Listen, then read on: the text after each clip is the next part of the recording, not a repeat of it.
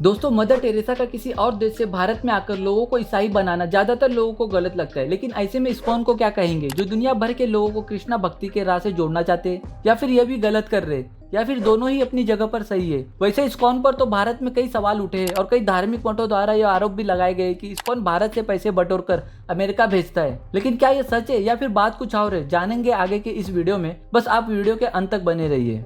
अब दोस्तों, इससे पहले हम बात करें इस्कॉन के हिसाब किताब की तरफ, आइए हम पहले ये जानते हैं कि आखिर ये इस्कॉन इतना बड़ा बना कैसे, और उससे भी पहले ये समझते हैं कि आखिर इस्कॉन का मतलब क्या है। तो बता दें कि international society of Krishna consciousness, Krishna चेतना में विश्वास रखने वाली एक अंतर्राष्ट्रीय लोगों का समूह है। जैसे अगर देखा जाए तो भगवान कृष्ण की उपासना के दुनिया भर में कई केंद्र, ढेरों मंदिरें, अनेकों संस्थाएं जो कृष्ण की भक्ति और भगवत गीता के मैसेज को दुनिया भर में पहुंचाने का काम करती है। और दोस्तों, इन्हीं में से एक है इस्कॉन। अब ये भी जान ले कि दुनिया भर में इसके 1000 से भी ज्यादा केंद्र है। अकेले भारत में इसके 400 से ज्यादा केंद्र है, और इसके साथ भारत में ही नहीं बल्कि पाकिस्तान में भी इस्कॉन के 12 मंदिर है। लेकिन आप में से बहुत कम लोगों को यह पता होगा कि इस्कॉन की संस्था की स्थापना का आइडिया वीर भूमि झांसी से आया था। इस्कॉन के फाउंडर भक्ति वेदांत स्वामी प्रभुपाद महाराज इसकी शुरुआत झांसी से करना चाहते थे। दरअसल धर्म गुरु बनने से पहले स्वामी प्रभुपाद महाराज आयुर्वेदिक दवा बनाने का काम करते थे। इस्कॉन कम्युनिटी के सीनियर अमोक प्रभु ने बताया कि मेडिकल दवाओं के सिलसिलों में स्वामी प्रभुपाद अक्सर झांसी के आयुर्वेदिक कॉलेज में आया करते थे। अपनी इन्हीं यात्रा के दौरान स्वामी प्रभुपाद की नजर राजा भाई स्मारक पर पड़ी और उनका ध्यान गया कि इस स्मारक पर कृष्ण भक्ति का एक मंत्र लिखा हुआ है। स्वामी प्रभु ने अपने दोनों भक्तों से कहा कि हम यहाँ कृष्ण भक्ति की संस्था का स्थापना करेंगे।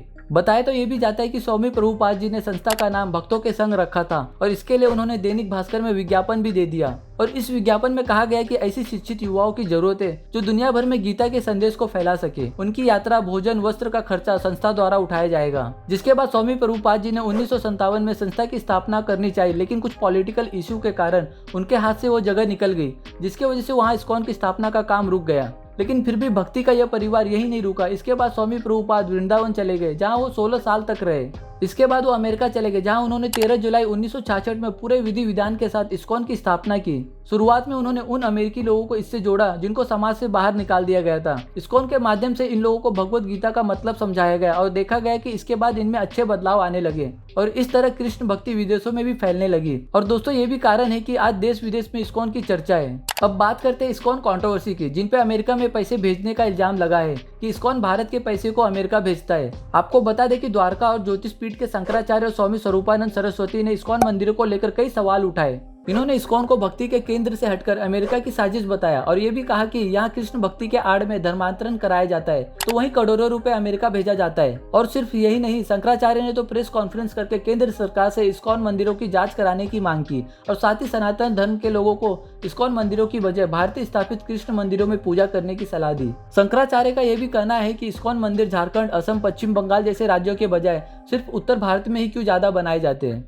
जिन राज्यों में ईसाई या फिर गैर हिंदू धर्म के लोग ज्यादा है, वहाँ इस्कॉन मंदिर नहीं बनते, जबकि वृंदावन जैसे शहरों में हर गली मोहल्ले में भगवान कृष्ण की मंदिर पहले से ही मौजूद है। वहाँ इन इस्कॉन मंदिरों की क्या जरूरत। साथ ही शंकराचार्य ने यह भी आरोप लगाया कि इन मंदिरों के आड़ में हिंदुओं का धर्मांतरण किया जाता है, और भारत से आने वाले पैसों का एक बड़ा हिस्सा अमेरिका भेजा जाता है। कुछ ऐसी ही बातें सोशल मीडिया पर तैरते हुए नजर आती है, जहाँ लोग ये भी ज्ञान देते हैं कि इस्कॉन एक अमेरिकी संस्था है जिसने अनेक देशों में कृष्ण भक्ति के मंदिरों को खोले हुए है, और यह मंदिर अमेरिका की कमाई का एक सबसे बड़ा साधन है, क्योंकि मंदिरों पर इनकम टैक्स नहीं लगता। और साथ ही संस्था की आलोचना करने वालों का एक दावा और भी है कि इसमें नजदीक से आरती का अवसर सिर्फ उन्हीं श्रद्धालुओं को दिया जाता है जो चढ़ावा देते हैं। वैसे आपको ये जानकर आश्चर्य होगा कि अमेरिका की एक कोलगेट कंपनी एक साल में जितना प्रॉफिट अमेरिका भेजती है, उससे 3 गुना ज्यादा पैसा अकेले बेंगलोर का इस्कॉन मंदिर ही भेजता है। हालांकि ये सब इंटरनेट की जानकारी है, और हम कोई दावा नहीं कर रहे कि ये जितनी भी जानकारी वो पूरी की पूरी सच है। अब दोस्तों, जब कहीं सुनी बातें हो चुकी है, तो इस्कॉन के भक्ति मार्ग के बारे में भी आपको थोड़ा बता दें। इस्कॉन मंदिरों में रहने वाले या फिर उनके अनिवार्यों के लिए कुछ नियम तय किए गए, जिनका पालन सभी को करना होता है। इसमें पहला नियम है तांत्रिक भोजन का त्याग। तांत्रिक भोजन से मतलब यह है कि प्याज, लहसुन आदि से दूर रहना होगा। दूसरा नियम यह है कि अनैतिक आचरण से दूर रहना होगा, यानी कि जुआ, शराब जैसी चीजों को छोड़ना होगा,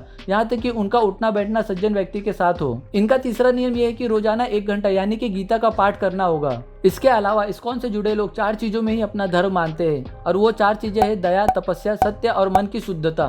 अब बात करते हैं असल मुद्दे की। जो युवा और विदेशी कृष्ण भक्त भक्ति में लीन पूरे दिन खोए रहते हैं, वो सिर्फ भक्ति ही करते हैं या फिर उन्हें कोई और भी मदद मिलती है? तो बता दें कि बिल्कुल मिलता है। और जैसा कि आप सभी जानते होंगे कि इस्कॉन सिर्फ एक भक्ति का ही नहीं बल्कि उसका हर एक सेंटर मॉल के जैसा है, जहाँ पैसों की मदद से आपको रहना, खाना और पहनने के लिए कपड़े तक मिल जाते हैं। और इन सभी कामों को करने के लिए जो मैन पावर लगता है, जैसे कि मैनेजर, अकाउंटेंट, सेल्समैन और स्टाफ, उन सभी को उचित सैलरी मिलती है जो सालाना लाखों में होती है। वहीं अब बात करें इस्कॉन के कर्मचारियों की, तो इनके बारे में दावा किया जाता है कि ये बहुत बेसिक जीवन जीते और ये मंदिरों में ही रहते हैं, भगवान का भोग खाते हैं और प्रभु के गुण गाते हैं। तो दोस्तों, इस्कॉन और उनके मंदिरों को लेकर आप क्या सोचते हैं, ये हमें आप कमेंट सेक्शन में कमेंट करके जरूर बताएं। और अगर आपको ये वीडियो पसंद आए तो हमारे चैनल को सब्सक्राइब करना ना भूलें।